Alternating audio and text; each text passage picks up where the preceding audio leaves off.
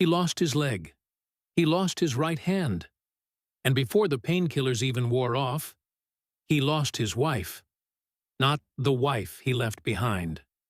Not the woman he betrayed. The new wife. The one he destroyed a 22-year marriage for. The one who promised she'd never leave.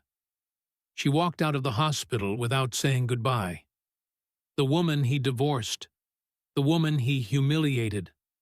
The woman he replaced with someone young enough to be his daughter. She came back. Not because she still loved him, not because she forgave him, but because she refused to let the father of her children die alone. What no one knew yet, not the doctors, not the police, not even him, was that the crash that ruined his body was never an accident.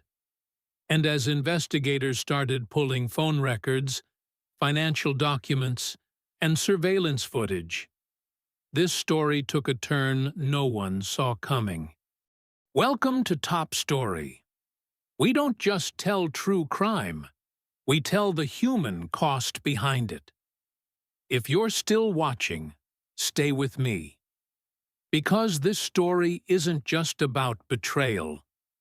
It's about consequences.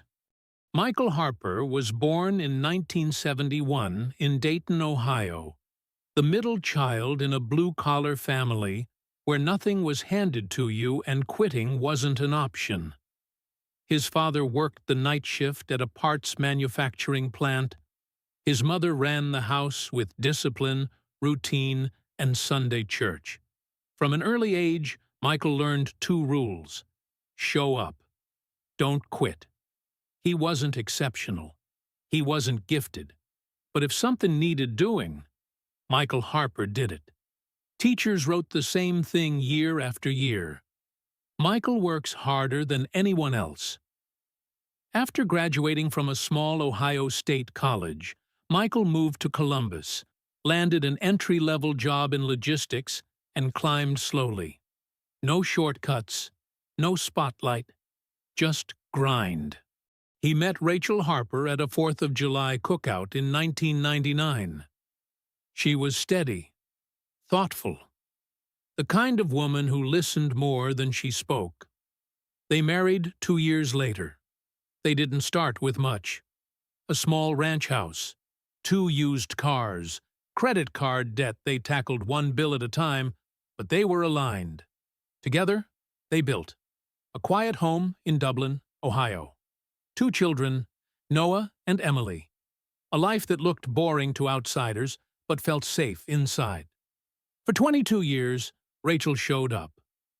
When Michael was laid off, when his father died, when the kids were sick, when life felt heavy, she didn't just love him. She anchored him. In his early 40s, something shifted. Michael didn't call it unhappiness. He called it restlessness. Same job, same house, same routines. He started saying things like, "Is this all there is? Feels like I missed something. I've been responsible my whole life." Rachel noticed. She suggested a weekend away counseling slowing down. Michael said he was fine. He wasn't. And then someone noticed him. Her name was Lena Brooks. She was 21, a college junior, a friend of their daughter. She had eaten Rachel's food, slept over during high school weekends, called Rachel Mrs. Harper. Lena laughed at Michael's jokes, asked about his career, made him feel interesting again. At first, it felt harmless. Then it wasn't. Rachel didn't find out from a confession. She found out from her daughter, who walked into a room she was never meant to see. Michael didn't fight the divorce. He moved out, signed papers, married Lena less than a year later. Friends stopped calling. His children stopped answering texts. Michael told himself, they'll come around.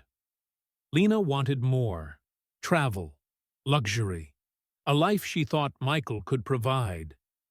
He sold assets, drained savings, ignored the warning signs, and then, on a rainy October afternoon outside Chattanooga, Tennessee, everything ended.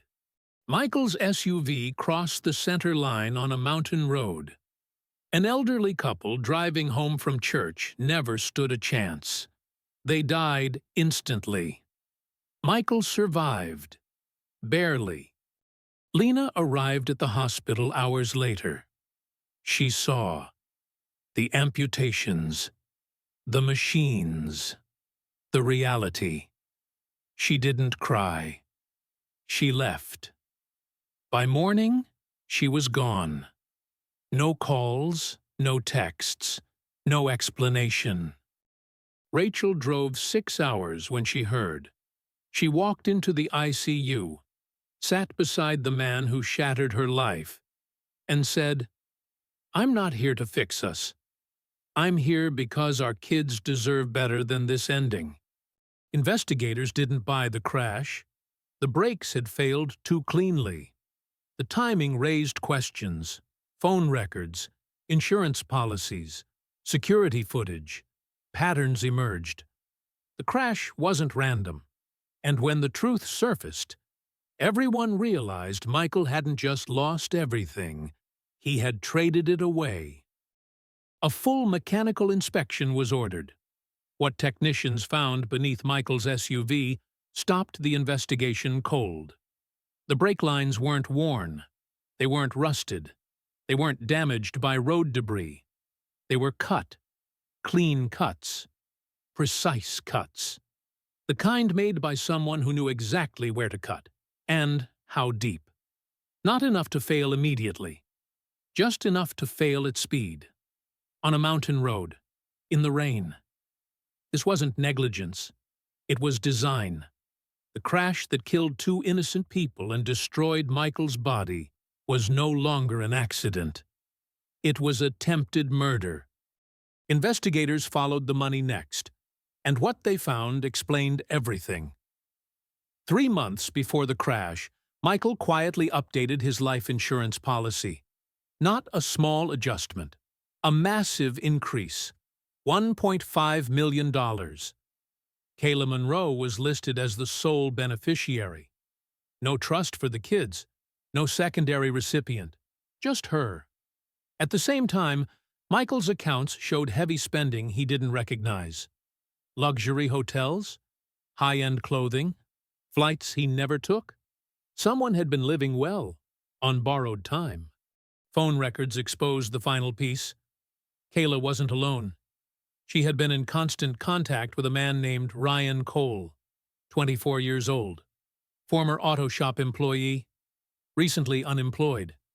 Their messages weren't flirtation. They were logistics, routes, schedules, timelines.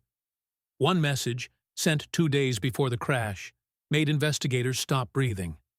"He's driving alone. Same road. Rain helps." Another followed. "Once it happens, we're free." This wasn't passion. This was planning. Kayla Monroe was arrested at a short-term rental outside Atlanta. She didn't scream. She didn't resist. Her first question wasn't about Michael. It was, "Is this going to be public?" Ryan Cole was arrested the same morning. He didn't last long. Within hours, he confessed. He admitted to cutting the brake lines. He said Kayla told him exactly where and exactly when. The trial drew national attention, not because of the crime, but because of who committed it. The prosecution laid it out piece by piece. The insurance policy, the brake sabotage, the text messages. The dead couple, Kayla's defense, argued manipulation. The jury didn't buy it. After 6 hours of deliberation, the verdict was read. Guilty on all counts. 2 counts of murder. 1 count of attempted murder. Conspiracy and fraud. Kayla Monroe was sentenced to life without parole. So was Ryan Cole. Michael didn't react when the sentence was read.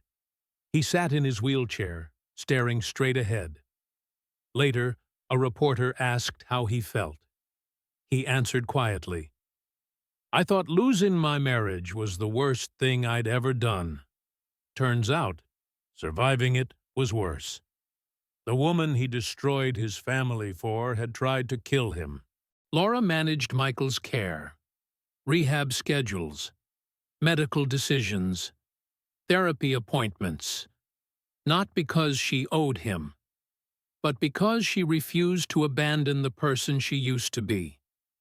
When her daughter asked why she was still there, Laura said, "Because walking away doesn't heal anything." Michael Reynolds died 3 years later, not on a highway, not in a courtroom, but at home. Laura was there. So were their children. The woman he betrayed was the only one who stayed. You don't lose everything all at once. You lose it slowly, decision by decision, boundary by boundary. And when the consequences finally arrive, it isn't love that decides who stays.